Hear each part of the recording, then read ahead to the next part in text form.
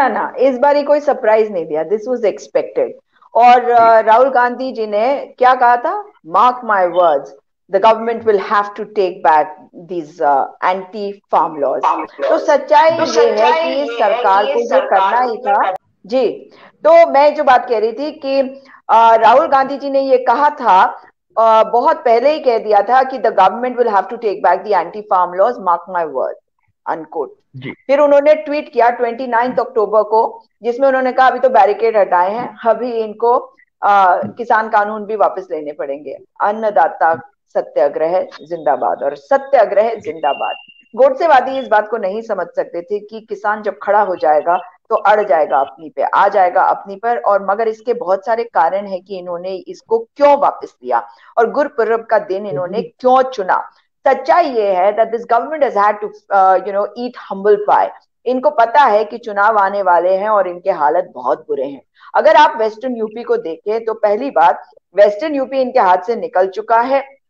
वहां पे एक भी भाजपा का नेता किसी गांव में नहीं जा सकता। और ये मैं नहीं कह रही हूं, ये कहा है मेघालय के गवर्नर सत्यपाल मलिक ने। इनके अपने नेता सत्यपाल जी। मलिक जो अब गवर्नर हो चुके हैं, तो वो एक संवैधानिक पद पे हैं, मगर उनके अपने एक और नेता वरुण गांधी, वो भी सवाल उठा रहे हैं इन पर।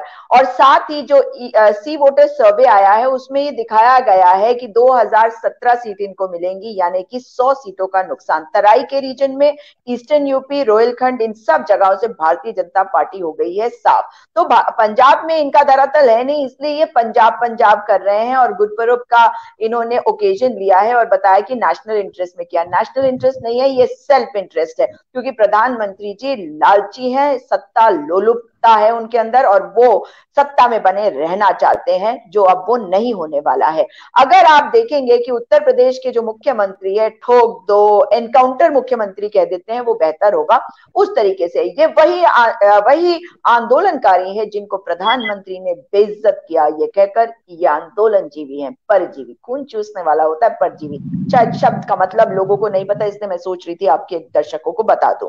वे इनको आतंकवादी, खालिस्तानी, पाकिस्तानी, मवाली, गुंडा, न जाने इन्होंने क्या कहा। ये भी कहा चंद मुट्ठी भर है, ये भी कहा कि कांग्रेस द्वारा भ्रमित है।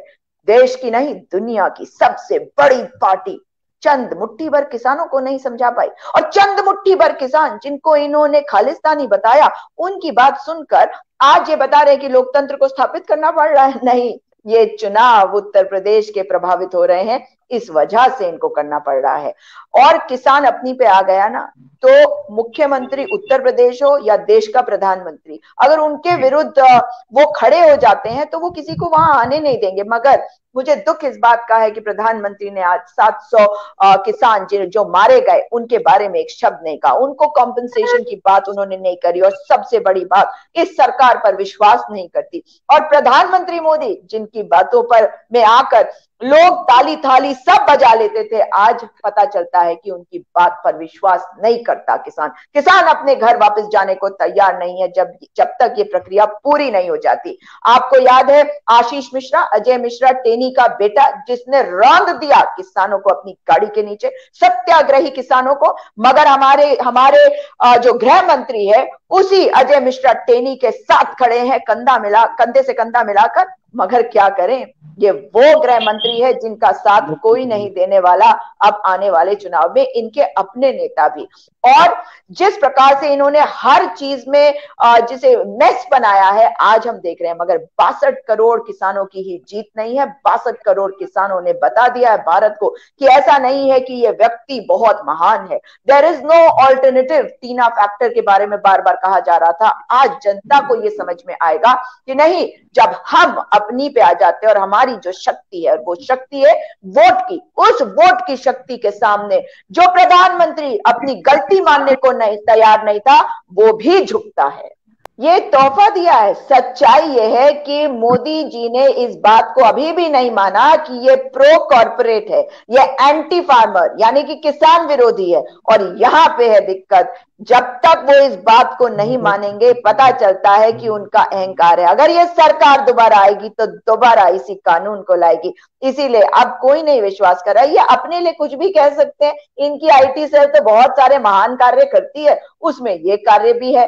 लेकिन सच्चाई ये है कि जिस देश की 22 करोड़ जनता ने इनको चुनकर संसद में भेजा था, आज उसी 22 करोड़ को करोड़ करते हुए हम देख रहे हैं। और भारतीय जनता पार्टी ने एक ऐसे व्यक्ति को अपना नेता, सर्वोच्च नेता माना है, जिसके वे गुलाम मात्र बन के रह गए। ये ऐतिहासिक फैसला है, क्योंकि जिस व्यक्ति ने सोचा था मैं हर सिस्टम को कंट्रोल कर लूंगा, वो व्यक्ति आज ना तो सिस्टम को कंट्रोल कर रहा है, ना वो लोगों का भरोसा ही पा रहा है।